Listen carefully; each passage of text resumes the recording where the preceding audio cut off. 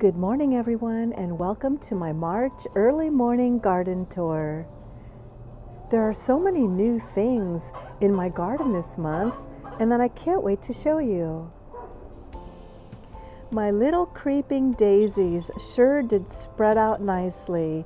These are all the little creeping daisies that popped up in various locations in my garden from seeds.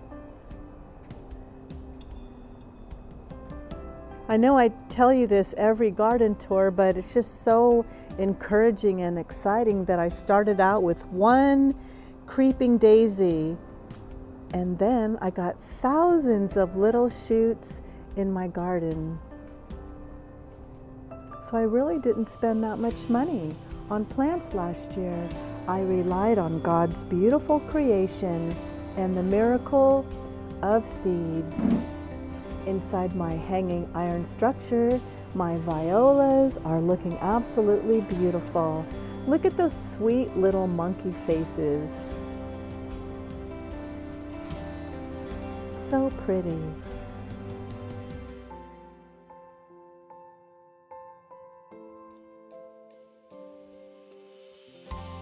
Okay, here's a new addition to my garden, in case you aren't noticing this.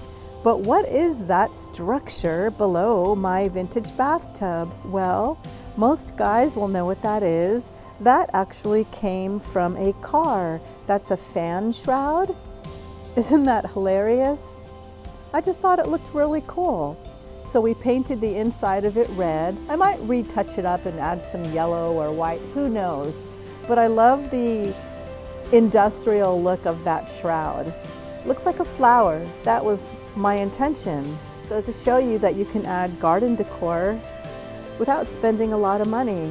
One man's junk is another man's treasure, right? That's what my dad always taught me. Inside this vintage bathtub, my sweet alyssum is spilling over nicely.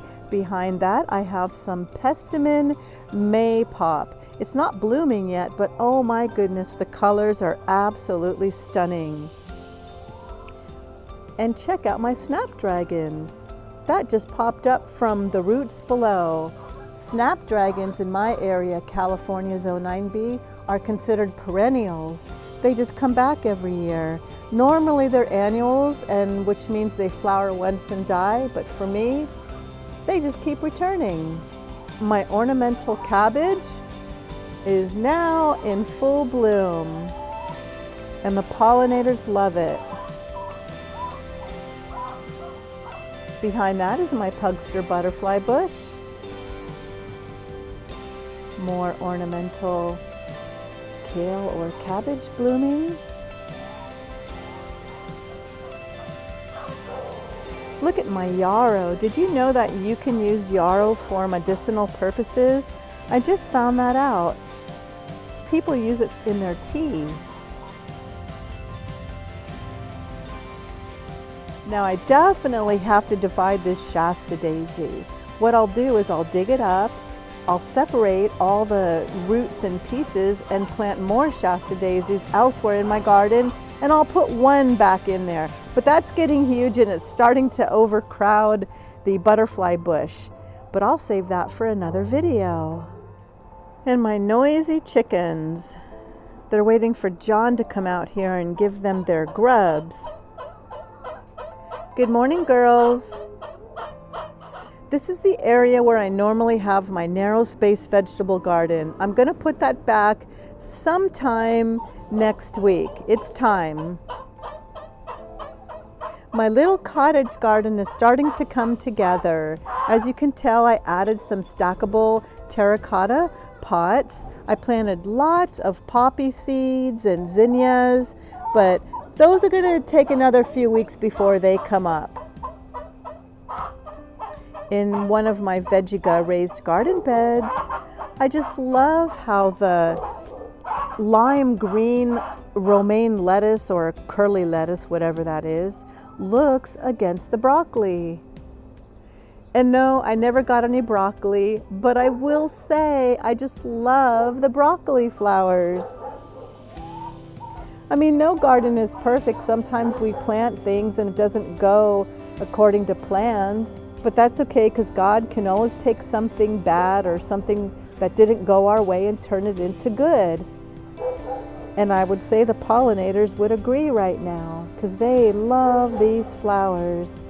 And this will just make more broccoli seeds. Then I'll have more broccoli to plant next year. After all, that's how I got all these broccoli plants, from seeds. And I actually think they're kind of beautiful.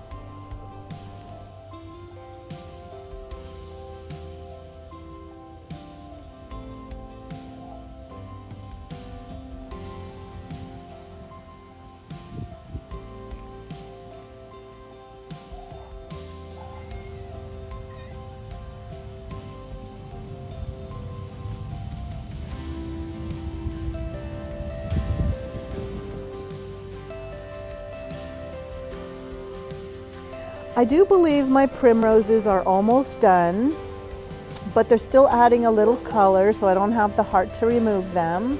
Let's move over here in my garden. Again, I still have new things to show you. My nasturtium is about to flower. Did you know that nasturtium, they do not like rich, good soil? If you fertilize a nasturtium, what it will do is it'll just grow beautiful, long green leaves. The less fertilizer and nutrients you give it, the more flowers you will get. And you can eat nasturtium too. They're beautiful flowers you can put in salads. They're edible. All parts are edible. And look it, my fig is finally breaking dormancy. Pretty soon I'll have delicious figs, unless the birds beat me to the punch and get to them first. But I don't mind, because I love feeding the wildlife that comes to visit my garden. I welcome it. I also have another pugster butterfly bush right in the center of this veggie box. And this one seems to be a lot taller, maybe because it's not being crowded by a Shasta daisy or shaded from the sun by the Shasta daisy. I don't know. Beautiful Gara right here. If you've never grown Gara, I highly recommend it. The flowers are so whimsical and airy and just so delicately beautiful. In this box, I also have a ton of, I always say a ton, that's just a figure of speech. I have a lot of volunteer sunflowers that just popped up from seed. Same with down here, and I am not going to remove those. I think those will look so pretty when they bloom. Inside that tire is a sedum autumn joy, and it makes beautiful flowers in the autumn, hence the name. So I try to plant things in my garden that not only look pretty in the spring and in the summer, but I get autumn interest as well.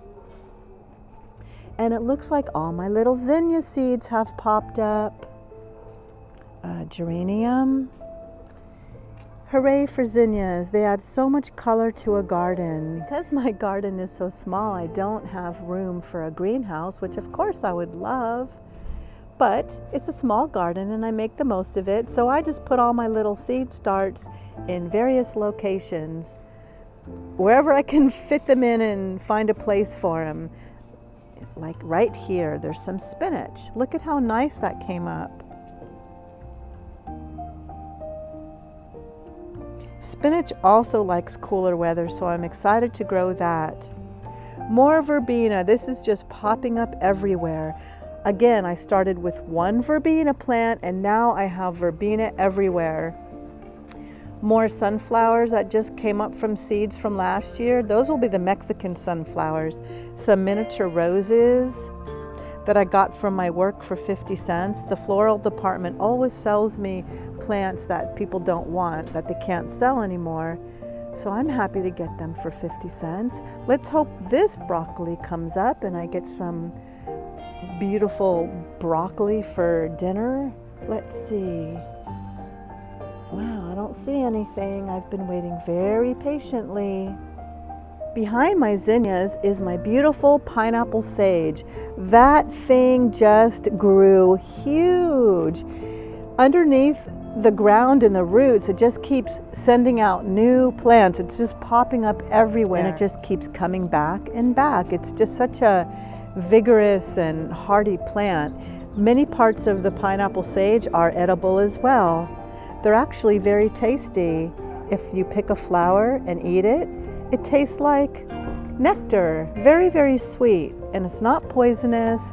It's safe to eat, consume, or put in your tea. And I call this my furry plant. I always forget the name of it. For some reason, this is the one plant I keep forgetting. So I just call it my furry plant because I love to pet it. You ever pet your plants? I love the foliage on it. That came up from seed as well. I started with one plant that I bought. And after it flowered and produced seeds, I scattered them everywhere in my garden. And the birds come to visit my garden all day long, getting drinks of water. So I make sure I keep fresh, clean water in here. And that's just a little solar fountain I bought on Amazon for like maybe $10 or $12. Little sweet peas, I really need to get those in the ground.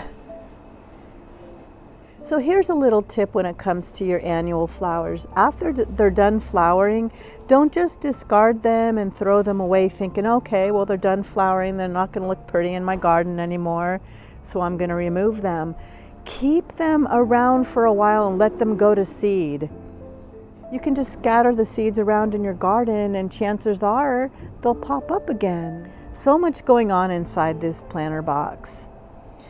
There's some celery. I see more snapdragons coming up there. More verbena. A whole lot going on in there. And like I said, it'll change with the seasons. Like I said, I will try to start seeds every chance and every area that I can find. My blue flax seeds have popped up. I call them blue flax seeds because they make pretty blue flowers. And inside these Dollar Tree stackable containers, I'm growing strawberries thanks to the wonderful advice from one of my viewers. She said you should grow strawberries in there, and I think it's a great idea. I think they look really cute. But the petunias sure are looking bright and colorful, and behind that I have Creeping Jenny. All my Creeping Jenny is starting to come back to life. I just love the new little fresh leaves on Creeping Jenny. More alyssum. I just shook the plant from my alyssum and got a bunch of seeds and just tossed them in here. See, more seeds over here, coleus and clematis. Again, I just try to find areas in my garden where I could put little pots of seeds. And because that's a sunny location, I figured that would be a good place. And I just save all the nursery pots from previous plants when I buy them at the big box stores or nurseries. They make great little containers to start seeds.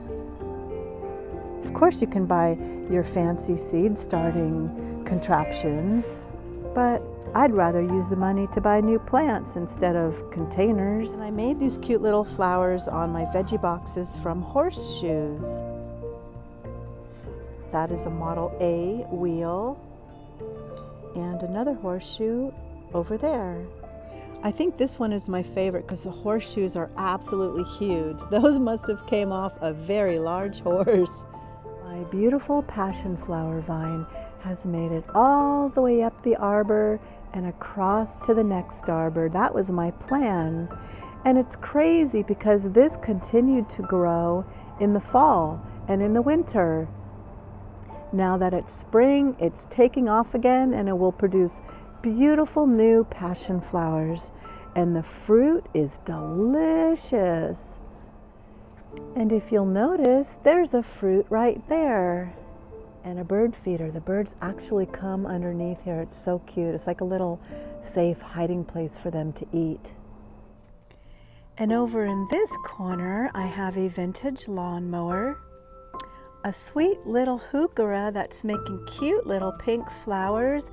Heucheras are usually grown for their foliage because it's so colorful. But once in a while, you are blessed with a few little sweet flowers. Just an added little bonus. What do you smell in there, Abby? Behind Abby is my clematis, and it's got lots of buds on it. I can't wait for that to flower. It's so beautiful. A little bottle tree, and behind the bottle tree is a Mahonia soft caress. I'm planning to plant a whole bunch of colorful heucheras down there. Because this is such a shaded area, I think they'll do really well, and it'll really add some color back here. And my broccoli still has not produced any broccoli, just a lot of beautiful broccoli leaves. But oh well, I mean, that's life. You know, you can't control nature. God's the one who will always be in control.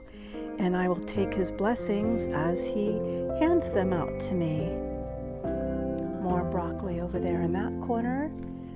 Or I should say more beautiful broccoli leaves. Oh my goodness, sometimes in life you have to have a sense of humor. Like I said, no garden is ever perfect, and you just have to enjoy the day and what has been given to you in the moment.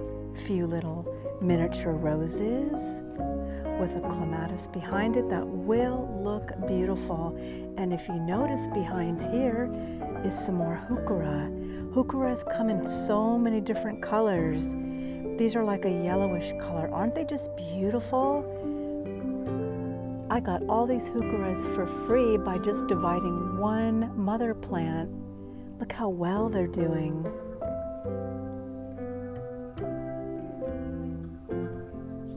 And my little succulent barrel, all the succulents down below were taken from the mother plants inside this main barrel. That's how I just multiplied my plants. Those have definitely rooted up and are growing nicely. And pretty soon, all these succulents below will produce babies as well.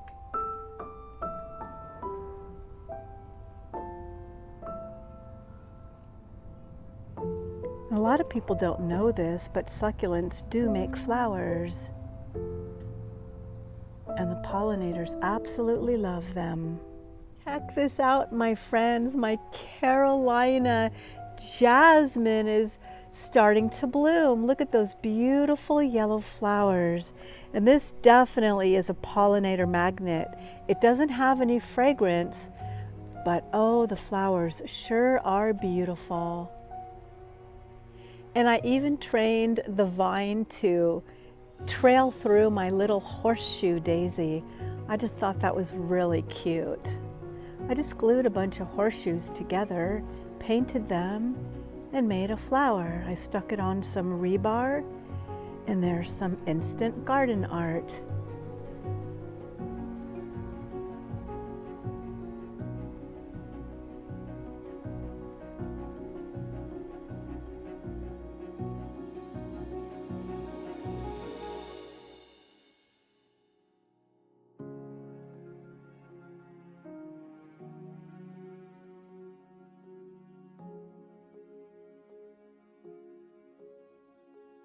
So this is my little patio where I have my tea in the morning with John, and he has his coffee, and this is where I do all my little potting. The table's clean, but normally it's not.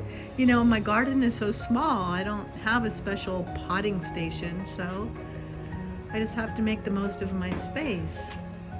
But this is my little happy place. My maidenhair fern in the sink, some azaleas.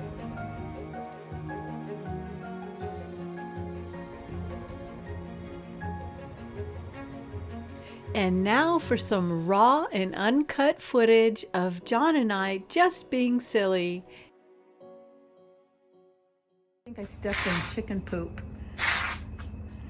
Chicken poop? I think maybe I stepped in something. You stepped in Abby poop. Abby poop, maybe that's true. Back Okay. over there was Abby poop. Did you see it?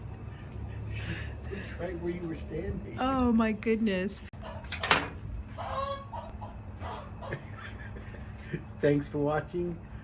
Liz's garden zone. No. 9Ds. No, don't say all that. Just say thanks for watching. Okay, ready? Yeah. Thanks for watching. That wasn't so hard, was it? No, it wasn't. Okay.